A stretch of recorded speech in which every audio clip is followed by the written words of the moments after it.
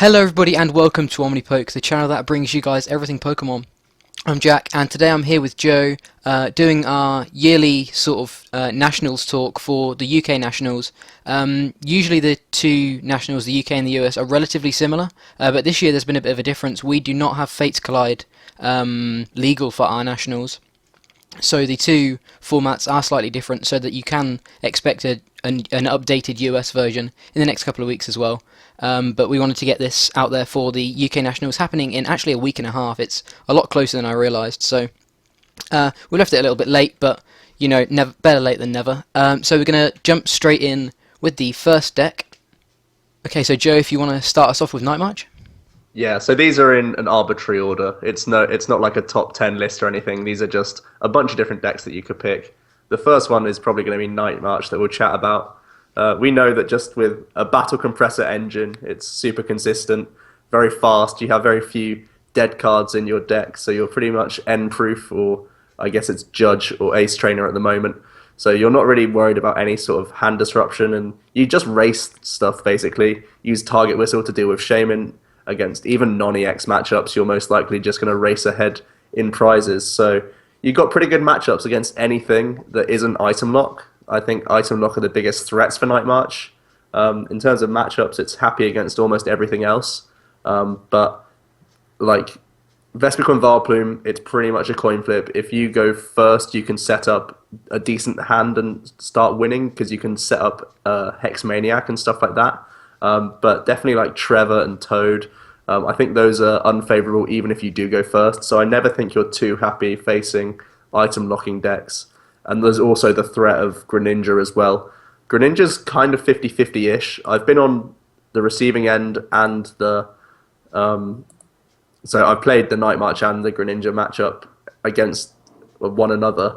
And I've won in both occasions. So I don't really know which is worse. It's kind of 50-50-ish. I feel Greninja should be favoured, depending on the amount of Jirachi they play and how effectively they play the Jirachi. At the same time, though, Night March can just outspeed sometimes, and if the Greninja misses things on certain turns, you can just win.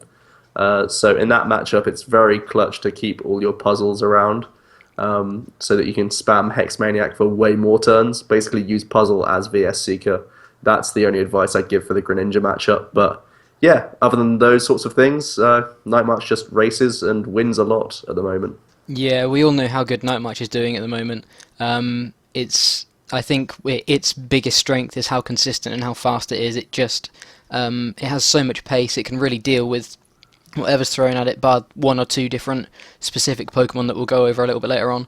Item lock obviously is an issue, and like Joe said, Greninja's can be pretty rough too. But if you know how to play the Greninja matchup, I think you can sort of safely navigate that matchup and win a considerable amount of games if you've tested well against it.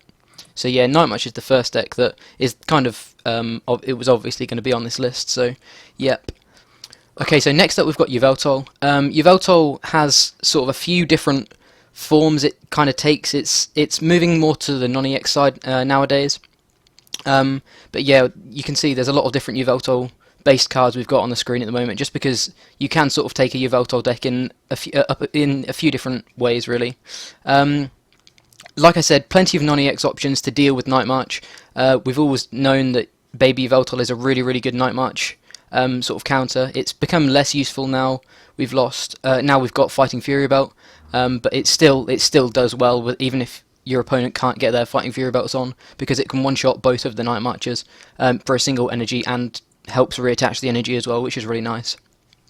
Obviously got good typing for Trevenant as well. Trevenant is I think a really strong deck at the moment, and having type advantage means that even under item lock you can still deal with the Trevenants relatively easily, because you don't need to find as many resources as some other decks would, especially as things like Evil Ball scale with energy and damage as well, so you're sort of doing you can take out Trevenants often just with to the minimum energy, which is really nice. So yeah, and that also helps with things like Seismitoad and Vespiquen Vileplume. Obviously, with Toad, having sort of a low damage output is kind of puts you in favour because you have a high damage output for a similar amount of energy.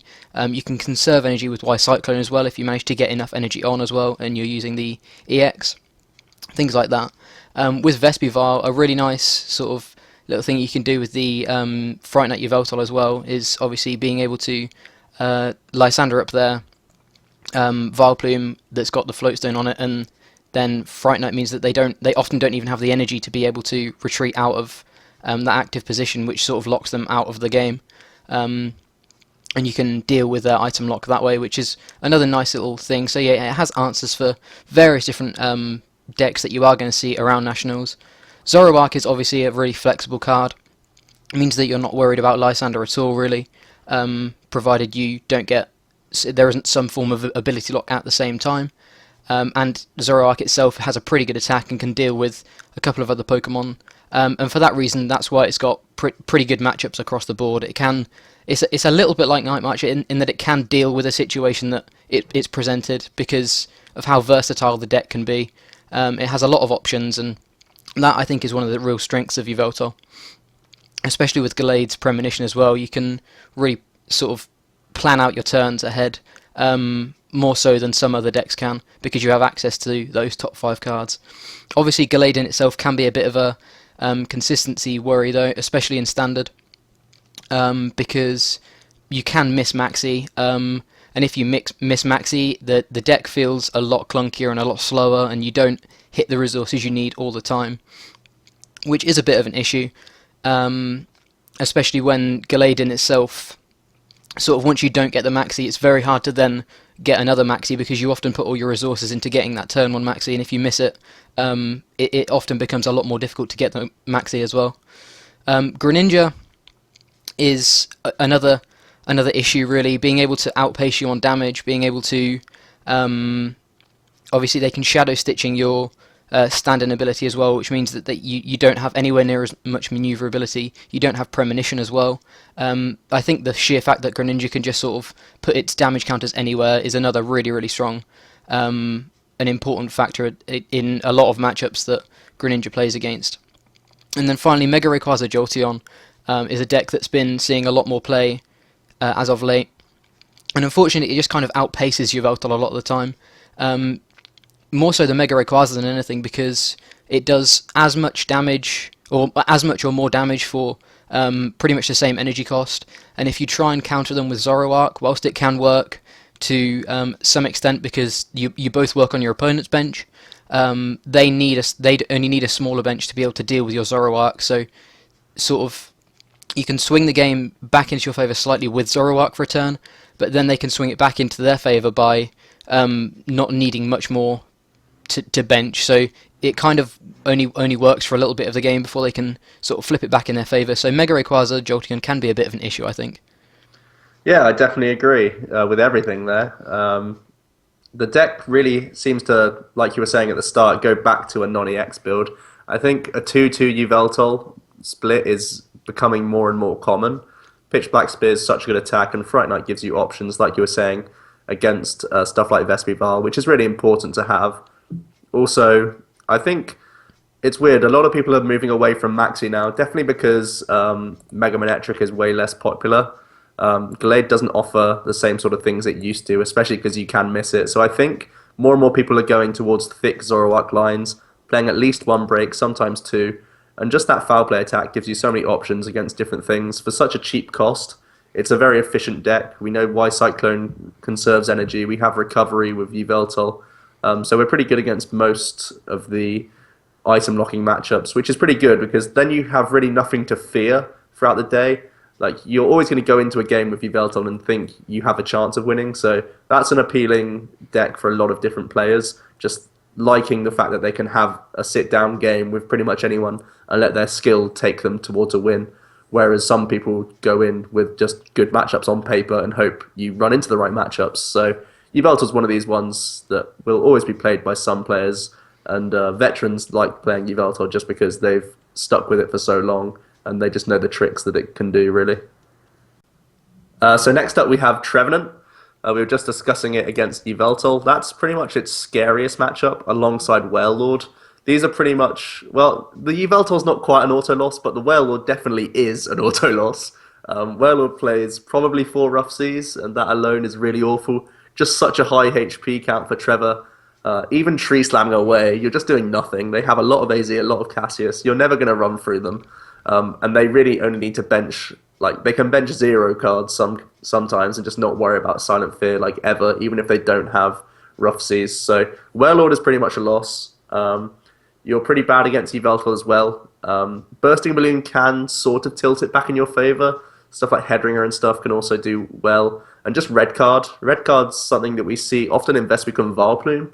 I actually think it's a really nice tool in this deck as well. I know I profiled it on the channel the other day with a couple of red cards in there, and I still believe that's probably the best way to play with the Trevenant, trying to incorporate red card for that extra bit of disruption. And yeah, I think that's the way to play Trev. Overall, in terms of matchups, just being a turn 1 deck that can item lock is disruptive to pretty much anything, and you can win games just off of that. Basically, your opponent runs out of outs. Most decks are just playing 4 Sycamore and probably one other draw supporter, like a Judge or something like that. So if they just don't have those outs without items, you can just win games quite quickly. And with Trev, you always know you're doing the same thing every game. It's like a solitaire deck where for the first turn, your only focus is Trev. If you're going first, you're looking for Wally. If you're going second, you have Ascension with Phantump. So it's really easy to guarantee Trev, definitely on turn 2. That's one of the new inclusions from the latest set, so that's pretty awesome. Another threat for Trev, other than just your opponent getting around the lock, because this is a soft lock, people can just have Lysander or Hex. Also, just the fact that you have to continually set up stage 2s, the deck having such a high Wally count and being so focused on just Wallying, means that you don't have as many draw cards as you would like, and it's difficult to keep getting out these stage 2s. Your hands pretty much become dead once you got the lock, and if people are able to crack on even under item lock, you are quite slow yourself getting more Trevs, so just missing stuff like Phantoms on certain turns can force you to lose the game because you've just run out of steam too quickly. Yeah, I think of the three major different types of item lock we've got at the moment, I think Trev personally is my favourite, but there's definitely it feels like the most kind of soft lock out of all of them, because I don't know, it feels a lot more awkward to get out a Trev than it does say like a Vileplume, because it doesn't have access to things like Forest of Giant Plants, things like that. I think it can sometimes sort of trip up on its own consistency. But that being said, I think Trevenant, if you can get the turn 1 lock, it's that in itself can do so much in a game. It's surprising how sort of much that can lock out an opponent just sort of on that first turn, which I think is a really, really strong concept. And going into a tournament like Nationals where you want something consistent, I think sometimes maybe you can sort of ignore the slight consistency issues it has, sort of 1 in every 10 games, if you're getting a really, really good turn 1 to the point where you're just winning that game no matter what, relatively consistently anyway. So yeah, I think Trev's a pretty good sort of way of item locking at the moment. You think it's 1 in 10? I think It's a lot more than 1 in 10. A maybe. lot more.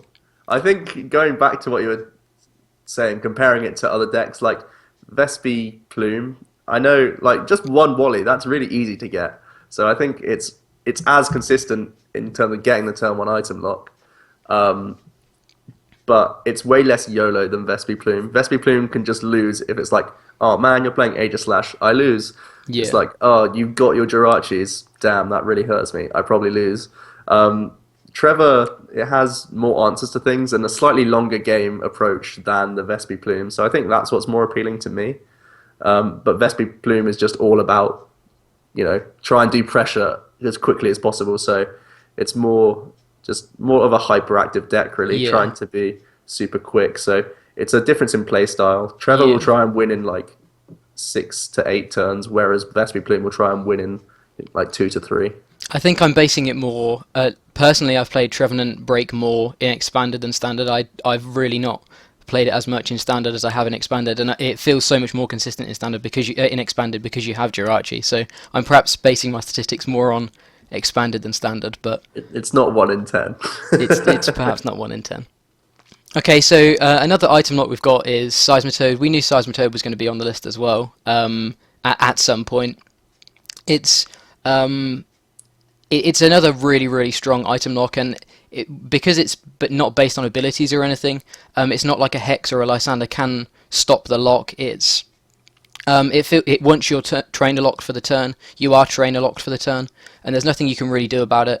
Not in the current format, at least.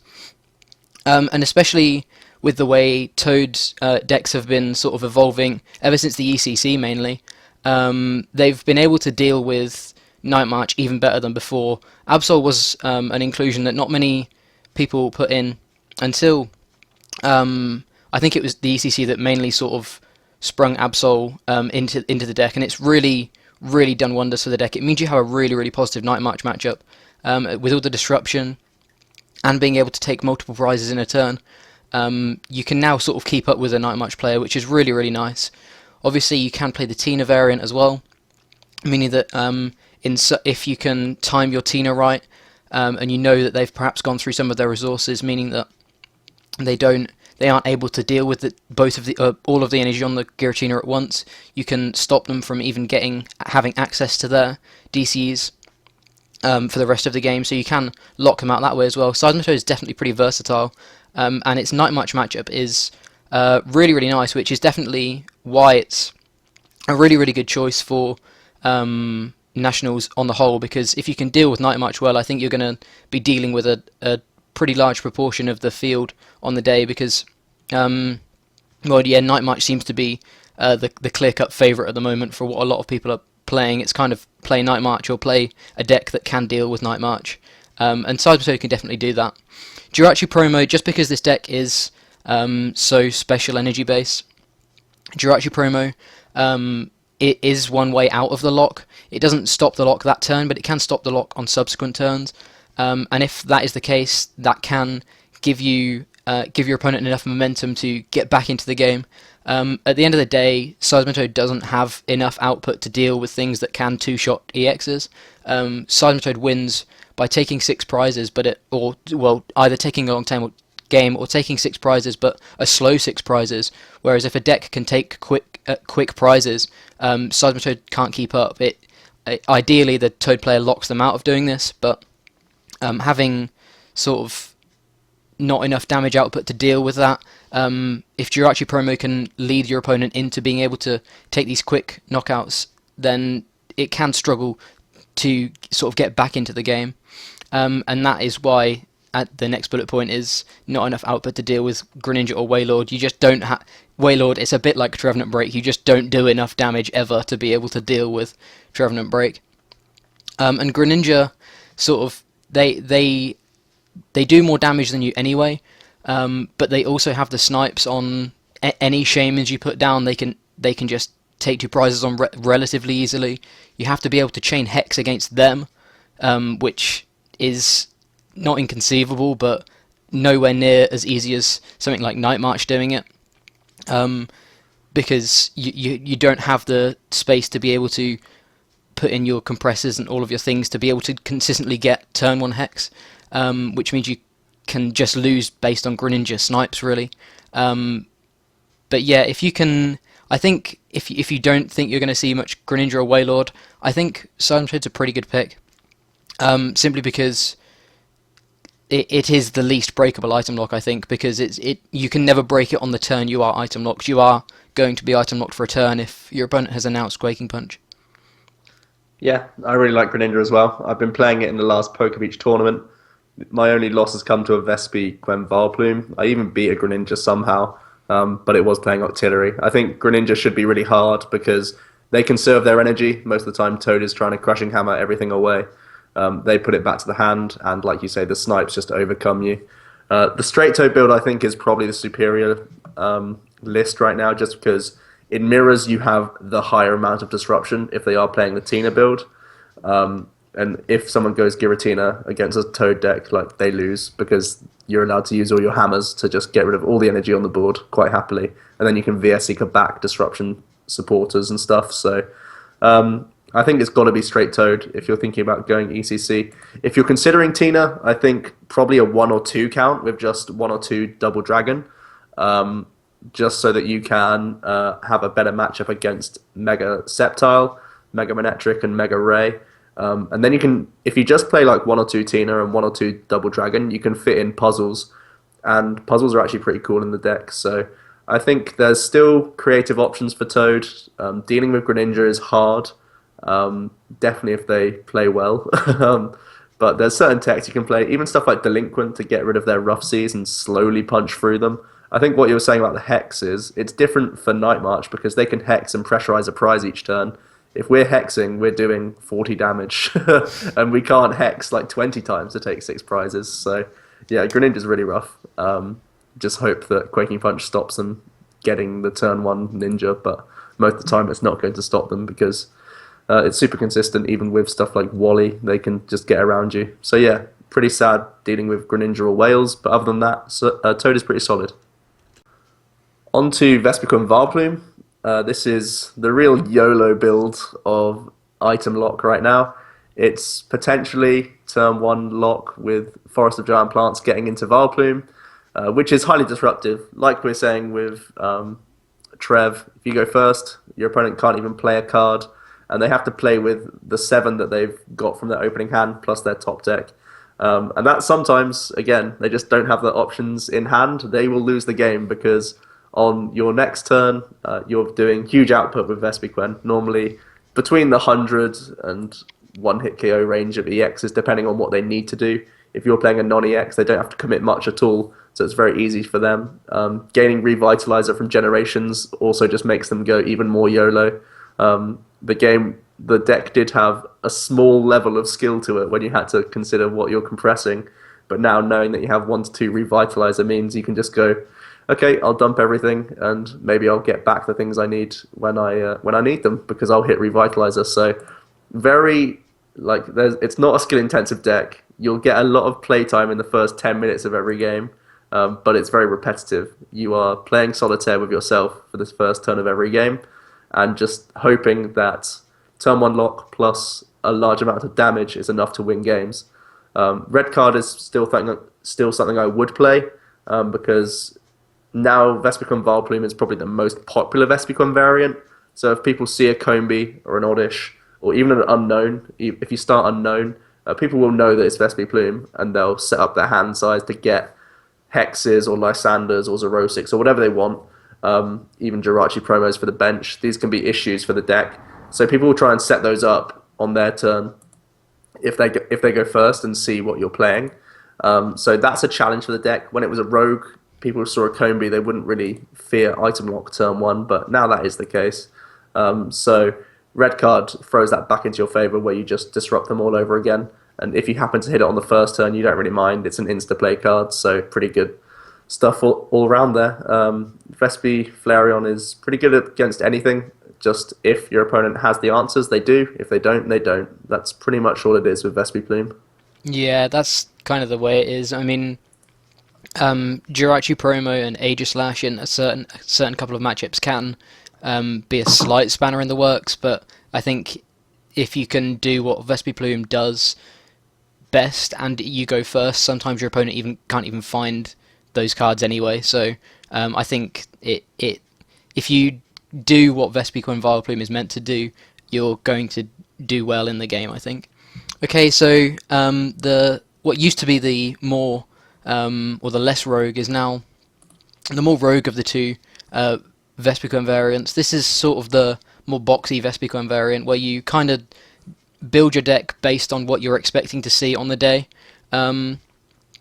It's for that reason it theoretically has the best matchups on paper, simply because you will build your deck to have the best matchups. You have sort of options to do. You just put in answers to whatever you think you're going to see, and that's why it's really flexible as well. Zoroark is in itself a really flexible card anyway, so if you find something that you don't expect you can use Zoroark to be able to deal with that. I think on paper, like it says, Vespiquen, the box style of Vespiquen can have answers to anything it really has to deal with. Its biggest issue is the fact that you have to have all of these Pokemon to be able to have all of these answers. The deck can be really clunky, and even with Battle Compressor, in decks that use Battle Compressor that don't run this huge amount of Pokemon, you see Battle Compressor as a consistency card because you get rid of supporters and things that you can then get into you can then use VS Seeker with. But with Compressor, you just have to get rid of Pokemon a lot of the time, which means it doesn't activate your VS Seekers anywhere near as often. You don't have as much versatility with your VS Seekers and things like that. So yeah, that can be a bit of an issue. And then the biggest issue that the old Vespiquen, Yveltal, Crobat list used to have was the fact that you couldn't deal with Mega Pokemon, and that's still kind of the case, even though the Crobat's pretty much been dropped now. And with Fighting Fury Belt, a lot of EXs have the HP of Mega Pokemon as well, so it's a bit of an issue being able to, knowing that you may not be consistently one-shotting things, which is an odd concept when you're playing a Vespiquen deck, because the whole sort of concept of the deck was to try and one-shot anything and have an answer to anything. But there are answers to Fighting Fury Belt, and obviously there's less answers to Mega Pokemon, but I think Mega Pokemon are relatively sort of low down the tier list at the moment. There's not many that are super huge. I think there's only one that we're going to talk about today anyway. Two that we're going to talk about, yeah. But yeah, the deck has answers. The deck is designed to do well against what you think you're going to see, so if you feel you're good at meta-calling, and you can build a good Vespiquen deck with answers to what you're going to see, I think you could do really well with a Vespiquen box deck. Yeah, I think Vespiquen is still going to be the main pet deck of mine. I think it will be the one I'm trying out the most in different variants. Like sometimes you can play almost like a Night March deck, and you just play 4 Vespiquen and then have 1 or 2 of techs. Like I tried a Garbodor, and then you just still have Revitalizer just to use Vespiquen as the only attacker, and you almost play like a Night March with Garb so that you have a better time against Greninja. There's also Bayonet, which could be used to get rid of Fighting Fury Belt to again make Baby Yveltal one of the best options against Night March, and it also deals with that issue of the high HP stuff now that everything has Fury Belt. Zoroark is just such a versatile attacker, and you get to use the break as well, so you're less reliant on DCE. So there's so many avenues to go down. It's just how you bunch it all into a single deck to metagame against such a broad meta. Like, we're talking about 10 different decks today, and I could see myself playing, at least 6 of them personally, and that's just my own play style. Most people will consider all of these 10 decks as decks that they could potentially play and take. Like, I'd expect to see these decks round tables, all of them, the ones we're chatting about. So how do you metagame for such a broad meta? It's very difficult, and at the same time you still need to remain consistent, and it's kind of difficult just having 25 plus Pokemon. That will just take its toll. If you don't hit your compressors early, you'll just draw into so many bunches of Pokemon all at once. So you need to hit compressor early. If you don't, it's pretty sad for the deck, which is a shame because it's still my favorite pet deck, and I'll keep struggling with it. Next up, we have Greninja. This is one of the most hyped decks, I think. It's slowly received more and more hype as we come into Nationals. I think a lot of people are turning to Greninja because we have the Frogadier engine, and that's pretty much the setup you go for every game. So that's what we're saying in one of the strengths here. You're always going for, turn 1, set up your double Froakie, turn 2, find your Frogadier and attach an energy, and set up all your Frogadier, and then you're just doing the same things every game. Get your Greninja breaks, let that enormous output. Giant Water Shuriken is the most absurd ability I think we've ever seen. It's just absurd damage. Like, when I first read that card, I just couldn't believe it. Like, Crobat was highly played at the time, and it was 3 drops once when you play it. Now we can have a break that does twice the amount, and you can do it every turn as long as it stays in play. And you can use 2 breaks if you just retreat, and they have free retreats. So the ability is just absurd. The ability alone should win you games. It's also a great way to pull back against matchups that are going to outspeed you, because we are a stage 2 after all. So Shuriken is going to help us stabilize against stuff like Night March and even Vespiquen to an extent. Jirachi Promo is normally played in combination. You're playing at least two, I think, is the right amount, so that you keep up with Night March. The whole point is you Stardust, so your opponent has to both Lysander and Hex, or they have to, Lysander and attack or Hex pass. And that's awkward. Even if they just Hex pass, that's the most likely outcome that's going to happen. But it's an extra Hex that they had to waste. So the following turn, it's another turn that they didn't take a prize, and they still have to Hex Maniac. So you're constantly straining their resources and making the game longer, because the longer the game goes, the more chance you have to get these shurikens off. So that's the sort of role that Jirachi takes. Jirachi also is nice against Vespiquen. It's probably one of your only outs. Although, if you can develop a Frogadier, you get a lot of bench Pokemon out, and that can be awesome as well for you, because you don't get benched, which is, pretty good. So yeah, Greninja's pretty cool. I think he's got good matchups against the other two Trainer Lock decks, Trev and Seismitoad, because of the high Rough Seas count that it can have. Definitely against Toad. Like, I don't see Toad winning unless they're playing the Octillery as a Lysander target, and just, even if you do choose to play Octillery, just don't play it against Seismitoad, because Rough Seas is just going to win you the game, basically. They'll never do enough damage to you. Trev, again, Rough Seas counters Trev pretty hard, so the more Rough Seas, the better if you're worried about these sorts of item locking decks. I think 3 is the most seen count so far. If you're really scared about item lock, go up to 4. If you're not worried, go down to 2. If you're more worried about the mirror, this is one of the threats of Greninja. The mirror match is pretty horrible, because both of you are using Shadow Stitching every turn, and both of you are Rough Seizing off damage. So there's 2 approaches to the mirror. One is to play a Durant in your deck, and hope to hit good cards when you do a big Durant, and just hope your opponents run out of a lot of resources. You end up losing a prize as well, because you allow your opponent abilities for that turn. So you go down the prize race for certain. So you need to have a well-developed board state and be happy to lose prizes, because let's face it, taking 6 prizes is very difficult for the Greninja Mirror, because once you've used your Durant, you can go straight back into the Shadow Stitching lock. So you're happy to concede the prize just to hit some cards. The other approach I think that we'll see more is just playing a combination of Delinquent plus Muscle Band. Delinquent Muscle Band means that you get rid of the Rough Seas, and hopefully with enough Muscle Bands in your list, you can just hit harder than the opponent very, very slightly. Still the slowest process in the world, and still a super boring matchup to watch, but that's how you can also get the job done. Couple of other issues for Greninja. You can lose games just because of bad prizes. I know you could say that about any deck, like if Night March prize 2 DC, it's pretty horrible, but it is really, really like, you lose if you prize a certain number of Frogadier or Greninja. You just don't get the setup that you need. That's pretty awkward. Also, if you just have a bad hand, I know you can say this with anything, you have a bad hand, you're slow, you're probably going to lose the game, but it's just amplified in this deck, because it's so crucial to hit these 2 turns. You're already a slow deck. If you miss an extra turn, you've lost, because you also play such a low basic Pokemon count. You've probably just benched yourself because you rely heavily on Frogadier. Finally, Sceptile is a deck that we'll talk about in a moment. I think it's the next one coming up, and it's pretty goddamn awful. I think only if the Sceptile has a horrible hand and is forced to play down either Hooper or Shaman, that can give you a slightest ray of hope. If not, you should almost always auto-lose, because if Theta stop, you just have no damage, and they can heal as well. So yeah, Sceptile is an auto-loss. I don't think you can tech for that. Everything else you can relatively tech for, so Greninja has solid matchups around pretty much everything else, as long as you ride your luck a little bit and don't have bad hands and don't have bad prizes throughout the day.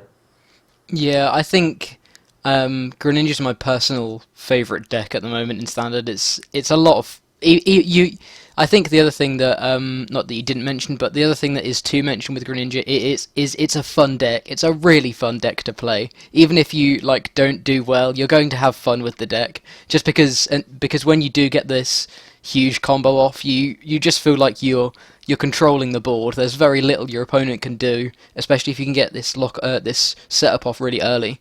As like Joe said, Giant Wall Shuriken is insane. It's crazy. But yeah, I think the fact that the natural sort of downsides of Pokemon in that you lose some cards into your prizes and you sometimes draw bad hands is so much more prevalent with Greninja, because even prizing one Frogadier means that you're only getting 2 on the bench from water duplicates. You can pretty much always count that the Frogadier that used water duplicates that's going to die. You pretty much always have to think that it's going to die next turn. So that means you're limited to at least at most 2 Frogadier for 1 to 2 turns, like at best, which means you really sort of have to then perform the following turns a lot quicker and a lot more sort of. You have to be able to hit everything you can on the subsequent turns just to try and catch up with the fact that you don't get access to 3 Greninjas. But yeah, I think Greninja is a really fun deck, and if you don't know what to play at this point, I'm gonna say play Greninja, just because Greninja's boss. Okay, so yeah, next up is Mega Sceptile. And as you can see, the first bullet point, it destroys Greninja. Greninja will be played. It's not entirely the same as Night March, but Greninja will be played in a relatively large capacity. And for that reason, having a good Greninja matchup will mean you win a fair amount of games in your day, just because you have a very good matchup against Greninja. The Theta Stop is just insane. It means all of their abilities are completely useless. You don't run special energy, so it means that they can't use Jirachi against you. You don't really run abilities all that much. You don't need your abilities, so they can't Shadow Stitch you. So you just win that game. It's really simple. Mega Sceptile's main selling point is the fact that it can, if it lives an attack, it can theoretically fully heal itself each turn, providing you have a way to get energy into your hand and have a second Mega Sceptile out. Which may sound like a tall order, but it's surprisingly, it's not as rare as you may think, and it can happen. It's not difficult to have that sort of setup and be able to sort of flip between Mega Sceptiles and consistently let them heal each other up, which is really nice. Especially as we've now got Fisherman back in the format as well. There is a lot of options for getting energy into your hand that you've lost through retreating and things like that. Night March is a pretty rough matchup, and that in itself may put you off Sceptile. Night March is going to see a lot of play, much like Greninja, so kind of where you're going to win pretty much all of your Greninja games, you're probably going to lose all of your Night March games a lot of the time, which means that may put you off, or may sort of counteract the fact that you will do well against Greninja. But if you're not too scared about that, then you may still pick up Mega Sceptile. And yeah, the fact that it's a mega deck, so it's kind of a combo deck. You still need a lot of different pieces to be able to fully set up. It has versatility, it has a lot of different sort of avenues of attack. The Mega Sceptile can obviously heal, but then you've got the normal Sceptile for some disruption with Sleep Poison, you've got Ariados, things like that. So the deck has options, but you still, at the end of the day, you still need a Mega Sceptile out at some point in most games, and having all of those combo pieces can sometimes be a little bit difficult, especially with all of the item lock around. Even in matchups you'd think you do really well in, if you get item locked turn 1 and you can't find these pieces, it's or if you get item locked early, if you get item locked turn 1, you can't even find your Spirit Links. It's pretty rough. And that is sort of a bit of an issue. I don't think it's as much clunk, it's just the fact that it's a Mega Pokemon, meaning that there are naturally some more barriers that this deck has to overcome. And having the heal effect only work if you have energy in hand to attach to a bench Pokemon is kind of rough. If the heal effect didn't require energy, it would be really good, but unfortunately you need to have the energy because it would be unbalanced otherwise. Being able to get this energy each turn can sometimes be an issue, especially the later you get into the game, when you start to run out of methods of getting your energy back and you start to run low on energy in the deck itself. But yeah, Mega Sceptile, if there isn't anything that can one-shot you, Mega Sceptile can sort of make it a clean slate and make your opponent have to try again and wait until they can one-shot you, or you run out of energy. And sometimes by the time you've run out of energy, you've taken 5 to 6 prizes anyway, so you've just won the game by then anyway. Yeah, I agree. Sceptile's, I think, is a pretty decent pick right now. I think it's going to be a lot of people's like second choice. Like if someone's feeling really brave, go with Sceptile. It was really, really good at the start of the season, at the start of regionals. Obviously, died down with all the Entei decks, but Entei gone, so that was the biggest reason people stopped playing Sceptile. So now that it's gone, it's got decent matchups against a lot. Um, in terms of losing to Night March, this is the only deck we've discussed so far that doesn't even attempt to beat Night March. Every other deck right now that we've gone down the list, so I think this is the eighth deck we've talked about. Yeah. So this is, 6 out of the 8 because Night March is only ever a 50-50. The decks that is not conscious about Night March. And what that means is people are going to be scared to play Night March because there's so many decks in the format right now that are trying to beat Night March, and they're very conscious of Night March. So if you just have a good run and avoid Night March, I think it's going to be one of these things where a lot of people are like, oh boy, I need to tech for Night March. It's one of the best decks right now. But at the same time, no one wants to play Night March because everyone's thinking, wow, everyone's trying to tech to beat Night March. I don't want to play that deck. So if with that mindset, I know the UK is very focused, more focused than most on terms of metagame calls. I think we're very on the ball and we try and almost overthink it often. More people will bring counter decks than the main deck, oftentimes at tournaments I've seen. So this call for playing Sceptile is kind of like over metagaming. You're going one step beyond everyone else. You're thinking, okay, everyone is going to try and beat Night March. So if no one plays Night March, Sceptile is a great sneaky pick. It's like what we saw at the ECC, Scott Simmons taking the Mega Mewtwo deck. Even though Night March was hugely hyped, he avoided the Night March and got to third place. So if you want to take a gamble, Sceptile can get you deep into the tournament if you just keep running into the right matchups because very inherently strong, I think, and great typing right now. Into the other Mega deck that we'll discuss, Mega Rayquaza. At first, when I started, like before I even started picking up and playing with the new Ray build with Jolteon, I really just didn't understand how this deck won. I thought it was just like, how does it beat Night March? How does it beat some of these item locking matchups? How does it beat this, that, and the other? And it wasn't until I started actually playing the deck where I started to figure out like this has some pretty cool plays of its own, and it's very speedy. The deck it can just raw pace anything. It's similar to Night March in that way, but it can't beat Night March unless it uses its alternate approach with Jolteon. So against everything but Night March, it's going to try and just race you down. Emerald Break is a really powerful attack, and we're just going to use that to ride to victory, basically. So that's the biggest thing we have going for us. Because we're playing so few supporters, lots of item cards, that means that we can mill through the deck very early and hit early Hex Maniacs to really disrupt other people. So not only are we doing the early damage, we're also disrupting early on as well to slow down the opponent. That is, of course, if we're not against item lock. Against pretty much any item lock deck, we really do struggle. I think Vespiquen and Trevor are actually slightly better than Toad because Toad has so many hammers that you just never get an attack off, which is pretty horrible. For Vespiquen and Trev, because we're already playing like 2 Hex at least, sometimes even 3 Hex in the deck, you can break the lock and just carry on with your Rayquaza, but at the same time we're very focused on Hooper and Shaman on our own just to fill up the bench in the first place. So item lock in all of its forms are awkward, but I think the hardest one is the Toad matchup. And then we have the debate about Jolteon. Some people think that this deck will never beat Night March. I think it's a really weird one. You have to Hex like turn 1 and attach an energy to Jolteon. And under Hex Maniac, it's very difficult for a Night March deck to hit 180 and Lysander you without the use of Shaman. It's almost impossible. They need to have one of the most specific hands I think I've seen.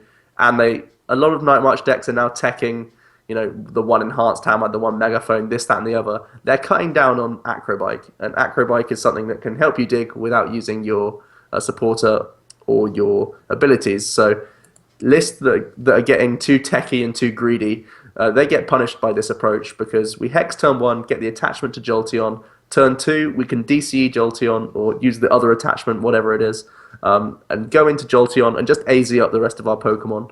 We only need to search out one Jolteon turn 1. We don't need to bench anything else. In fact, it hurts benching anything else. And if we can hit an AZ turn 2 or turn 3 or whatever, as long as we avoid the escape rope combo until that point, we can just win by using Jolteon's attack each turn. So if you get that very specific setup, you can beat the Night March, and there's nothing they can do. And it sounds specific, but with such a speedy engine, and Night March is never going to disrupt you, unless they hex you back turn 1, I guess. You're going to get this setup. You're just going to get this approach often, and if you get that approach, you can beat the Night March. Obviously, this is all considering you go first. You go second, you don't get the Hex Maniac. They can dump a whole bunch of Pokemon early, and then even under Hex, they only need to find Lysander, and that can be quite easily done. So, not an auto loss, not an auto win. People are sort of on the. I'm going to sit on the fence in terms of Ray's matchup against Night March, but it's one of these ones where you need to draw well, or they need to draw poorly, I think. So, yeah, take it as you will, really. Yeah, I think Mega Rayquaza can just have the sheer power to be able to do well against anything, but I think the whole Night March situation is a really interesting one. The fact that a matchup can be so swingy either way, it just depends on sort of what people's opening hands are. It's really weird. But yeah, definitely, whilst it's something that is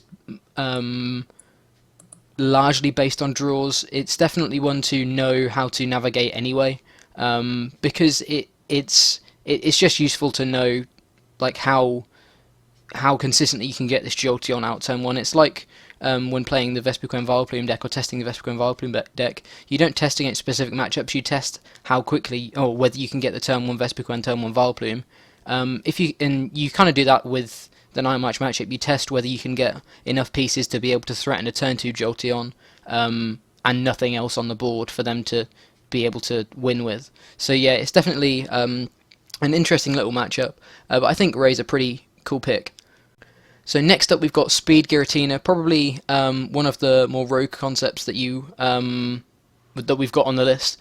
Giratina basically preys on anything that runs DCE, which is a huge majority of the format. There have been a lot of decks that we've talked about today that are DCE reliant, and the fact that you can get a turn 1 Chaos Wheel means that you stop their DCEs, and anything that isn't playing basics, which is quite a few decks, whilst there are some decks that play DCE and some basics, there are some decks that just play 4 DCE and stop there because they favour consistency cards. It means Giratina can do really well against them. Obviously with Max Elixir it's a lot quicker than it used to be. Speed Giratina was a deck that we profiled back when Giratina and Reshiram first came out, and it was surprisingly quick then anyway. It got turn 1s perhaps more than you'd expect, but with Max Elixir it's even stronger. You sometimes only need one Reshiram, you sometimes don't need any Reshiram. It's pretty strong, but it's a very combo wombo deck, and if you don't hit the combo, you have a very lackluster turn 2, 3, 4. But if you sort of peter out, which is kind of unfortunate. And then obviously, if they're not running DCEs, if they're not a special energy-based deck, a lot of the decks that are running normal energy do more damage than you anyway. So it kind of means you're not locking them in anyway, and then also they're doing more damage than you, or they're being able to outpace you either on the prize race or otherwise. It means that you can sort of struggle to keep up with some of the decks that you're not locking against, which is kind of unfortunate. You like to have answers to be able to things that you're not getting the lock against, but unfortunately this deck struggles with that, or struggles more than other decks with that. Obviously Giratina himself is actually pretty special energy reliant. You do need the double dragons, meaning that Xerosic Flagrant and Jirachi Promo are pretty good counters to Giratina. Sorry, it means that eventually you do run out of resources. As soon as you run out of your 4 double dragon energy, you're kind of stuck. There are options now. but it's a lot. Life gets a lot more awkward, and it means that you sort of you lose to your own lock sometimes. You not in the sense that you're locking yourself, but you lose through not having the special energy outs that you're trying to prevent your opponent from having.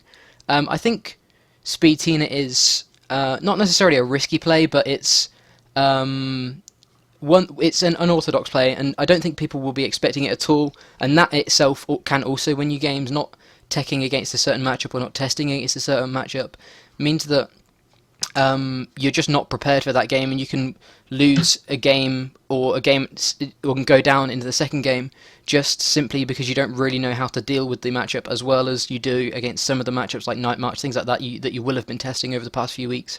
And I think that is something that Giratina really has on its side going into Nationals. Yeah, I agree. It's a really cool outsider pick. Like, other than Greninja, I think it can have decent matchups against most things. You're also threatened by Zoroark Break quite a bit, because they can Zerosic and Zoroark Break steal Chaos Wheel, then you're pretty screwed.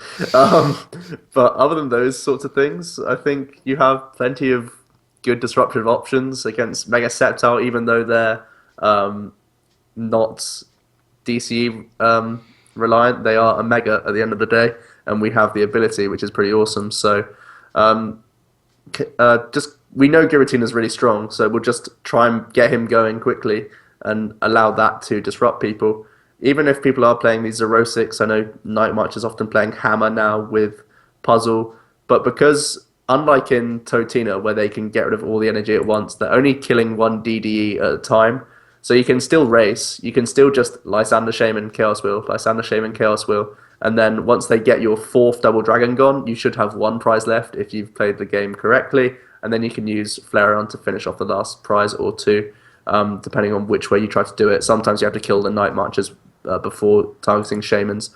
Anyway, so against like Night March, I think you have enough, even if they are playing Zerosic plus Hammer, because they can only do one at a time, if you play the matchup correctly. Against some of the item lock decks, it's weird. Going first, you can set up well enough to where Toad can never punch you, or or they just punch once and it's already too late. That's a nice thought. That's a really nice thought. Against Vespiquen Vileplume, even though they're going to set up before you, because you're using stuff like Reshiram to sit in the active, you get the Chaos Wheel. It's enough to KO the Vespiquen, and then they can't attach, so you can just win games.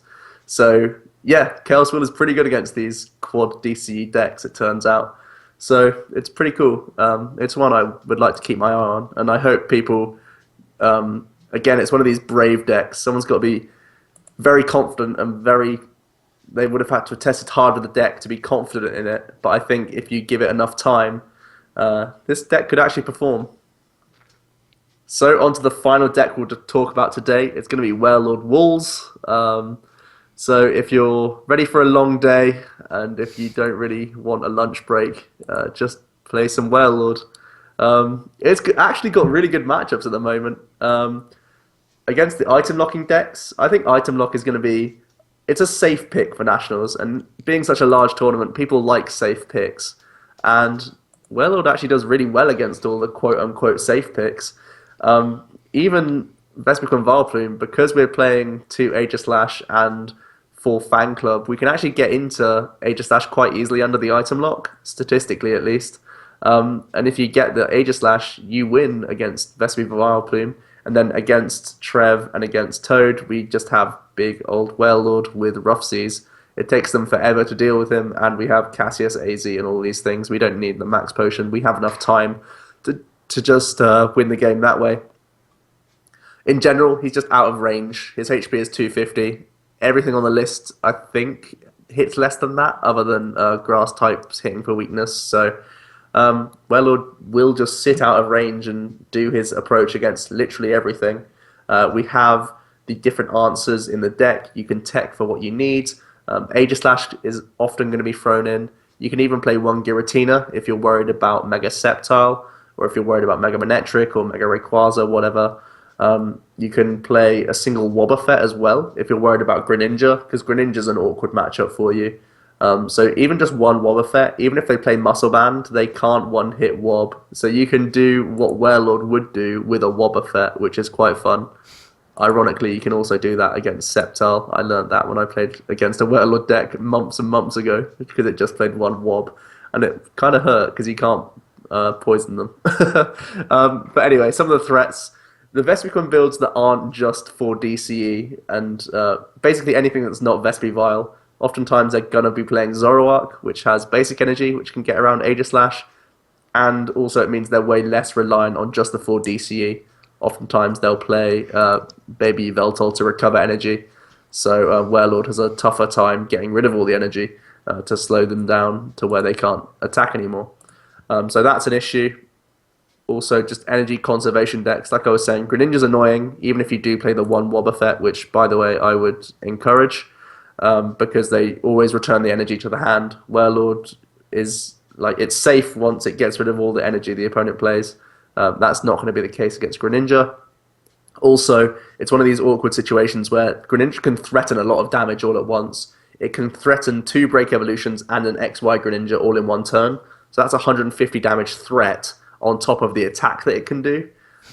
So it can threaten a huge amount of damage, which means you waste Cassius and AZ just to avoid the threat of all the Greninjas that they can pose all at once. So they really hurt your resources very quickly. You can be sat on 50 HP and be worried that you can die. And that's really unusual for Wailord. Like, Greninja just threatens so much without doing anything. Even if you are just... So there'll be times where they just pass or whatever, or just do the attack and just wait. They can do a single attack and then you're worried about having to AZ or not, just because they could have a decent hand size. So Greninja's always awkward. Similarly, Sceptile and Mega Manectric, although we didn't discuss Mega Manectric just because we don't think it has the best matchups, I think it might be one of these decks that some people bring to tournaments. And that's awkward for Wailord because it has so much recovery. Even Baby Yveltal to an extent, although that's wasting a lot of turns, which you like as the Wailord player, it eventually will get them back energy for, Yveltal EX or Zoroark Break or something like that. So it is awkward. Just any form of energy recovery, Wailord doesn't really like approaching at all. Finally, the deck. If you've ever played it, you'll know that your draw engine is your draw for the turn. That is your draw engine because you're playing like 30 supporters and only about 3 or 4 of them are draw supporters. And that's Shauna, which is a very weak draw supporter when you're shuffling in, the 10 supporters that are already in your hand. So sometimes you just don't have the outs that you need. Stuff like Night March, it sounds like a great matchup. You just have to get rid of enough energy and tank enough hits. But if you miss your max potions on crucial turns, you drop 2 prizes, and you can only really give that up like 3 times in the whole game. And they're going to race you the whole time. Every single turn, they're putting a lot of pressure on you, at least 2 hitting. Some people will go really high. They'll go to like 180 so that they can even threaten Aegislash with Hex Maniac. So they just put a lot of pressure, and if you don't draw what you need, and bear in mind the draw engine is horrible for Wailord, you just lose games. But yeah, super fun deck. I want to see some whales at Nats. Yeah, I think Wailord is going to be another of those decks that people, if they don't, it's a deck if you don't really know what to play and you've got 4 Wailords sitting in your, or some Wailords in themselves to some extent sitting in your binder. I think it's a deck you could consider. It's it can, like Joe said, it can deal with all of the quote-unquote safe picks for Nats, and that in itself is a really attractive sort of feature of the deck, I think. Nats is a tournament. I think Nationals as a tournament in itself is the tournament that you need to play the most consistent deck at. If you want to get up to these top tables, you need to have a consistent deck, and the most consistent decks are the decks that the people are talking about the most, and are the safe picks, and that means Wailord is going to have good matchups on the day. I think Nationals is the tournament that you need to be the most consistent at, and therefore I think Wailord is the deck that, or Nationals is the tournament that Wailord will do the best at overall. So yeah, I think Wailord could do really well for you if you decide that Wailord is the way to go for this Nationals. So as with all of our other discussion videos, we've each picked a sort of a standout deck for us.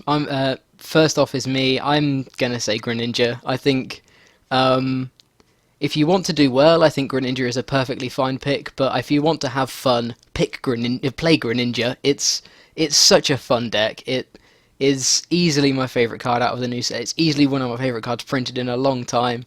There's a lot of sort of control in the deck. It's not like a super rush night match deck that takes 6 prizes in the first 3 turns of the game, but it does have the option to. If you get a really good setup, you can really put pressure on with this deck. People are going to be expecting it, but if you learn how to play the matchups and if you have the right techs for the right matchups, Jirachi's seeing more and more play. If you can tech for the mirror, like with the techs that we've suggested, you should have an okay-ish matchup against the mirror. The mirror is still horrific. It's not a fun game at all, but it's winnable, of course. But yeah, I think Greninja is personally my standout pick. If not for the fact that I think it's going to take the crown, it will bring you a lot of fun on the day, I think. Yeah, I agree. Jack got to pick first, so I'm left with Vespiquen Zoroark as my pick because it's the deck that I personally believe a lot in.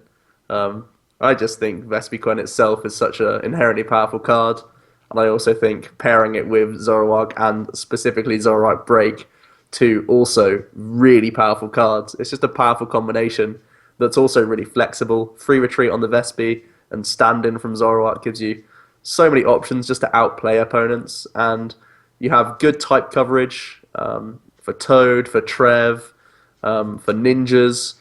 You have so many options with the deck, and I think even though it won't be represented very highly, I think good players will cotton onto this deck, make it, build it well, tech for the right matchups, just the right amount. There is some sort of argument in terms of over-teching. Like, I think if you're playing the Zoro breaks in a high enough count, you probably don't need the Jirachi, but at the same time, like, you want to keep a high Pokemon count, so someone has to run hot with the deck, but if someone does draw well enough with the deck, they just run into good matchups for most of the day, because the deck isn't really scared of any matchup overall. Yeah, I think Vespiquen, another thing, like I said with the Wailord deck, it's about consistency, but another thing is having inherently good matchups, and Vespiquen does that. It's the deck that's designed to deal with anything that your opponent turns over, have an answer somehow. Like the old Vengeance decks, it's just a bunch of Pokemon all in 60 cards that you get out the right Pokemon for the right situation. So yeah, Vespiquen's pretty good.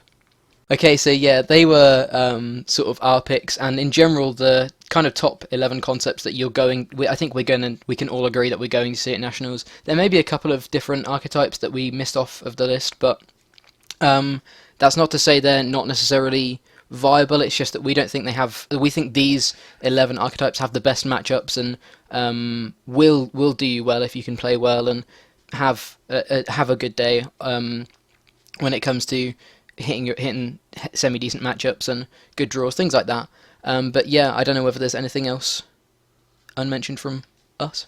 Come say hi to me at Nats. Yes, I may or may not be there. It's up for question at the moment. I don't think I'm going to be, unfortunately, because of exams. But if I'm there, it's not an excuse, mate. If I'm there, come and say hello. But if not, make sure you go and say hi to Joe. He will be out and about. But yeah, thank you very much for watching. Hopefully, I think we're just over the hour mark, but we might be a little bit under. Maybe we've done a relatively short discussion video this time. Doubt it. But yeah, thank you very much for watching. Stay tuned for the update of the top decks for US Nationals coming in the next couple of weeks. Obviously, the format's going to be slightly different. Fates Collide was released yesterday, so it will be legal for US Nationals, meaning that the format will be different. So we'll have a lot of different. The video will be a lot of different decks to profile. So make sure you stay tuned for that. But yeah, thank you very much for watching. I've been Jack with Joe from Omnipoke. Good luck at UK Nationals, and we will see you all in another video.